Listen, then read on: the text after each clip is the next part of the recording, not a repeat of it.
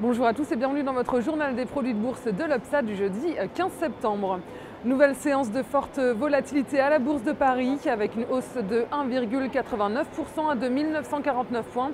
Les banques ont été encore une fois mises à l'épreuve. L'agence de notation Moody's a abaissé d'un cran la note de Société Générale et de Crédit Agricole à cause de leur exposition à la Grèce. BNP Paribas est sous surveillance et pourrait subir le même sort. Résultat, dégringolade en cascade des valeurs bancaires, moins 2,88% pour Société Générale qui a perdu jusqu'à près de 12%, moins 3,93% pour BNP Paribas et seul Crédit Agricole est dans le vert à plus 1,22%. Côté valeur, la plus forte hausse du CAC, c'est ST Microelectronics, le groupe européen spécialisé dans la fabrication de semi-conducteurs. Le titre gagne 11,89%. Il profite de l'indicateur positif de 1% de la production industrielle dans la zone euro au mois de juillet. À Wall Street, les valeurs ont ouvert à la hausse et clôturent également dans le vert sur fond d'espoir de règlement de la crise de la dette en zone euro. La Commission européenne devrait bientôt proposer des options en vue de l'introduction d'euro-obligations. À la clôture, le Dow Jones gagne 1,27% à 11 246 points. Le Nasdaq termine en hausse de 1,60% à 2 572 points. Côté valeur, le constructeur américain d'ordinateurs Dell prend 1,9% suite à l'annonce d'un programme de rachat d'actions de 5 milliards de dollars. Côté change, l'euro est à 1,3709 face au dollar.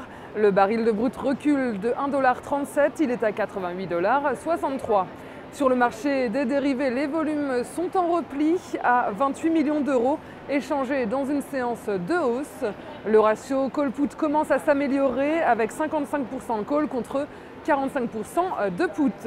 Varentistes et investisseurs en turbo sont alignés à la hausse. Concernant la répartition par type de produit, les turbos prennent la tête avec 41% des échanges. Les certificats benchmark 100% sont toujours élevés à 38% et les varants sont en légère hausse à 16%. En ce qui concerne la répartition par sous-jacent, les indices sont en hausse à 79%, les matières premières sont en baisse à 9,4% et les actions sont en rebond à 10%.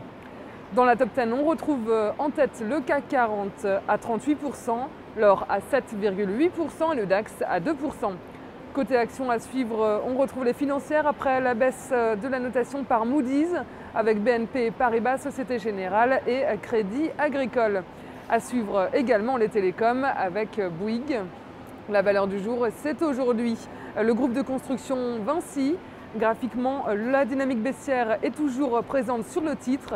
À court terme, la dynamique sur le titre reste négative. Les moyennes mobiles à 20 et 50 jours sont orientées négativement et font actuellement office de résistance. Dans ces conditions, une poursuite de la baisse en direction des 30 € et des 28,50 € est à attendre.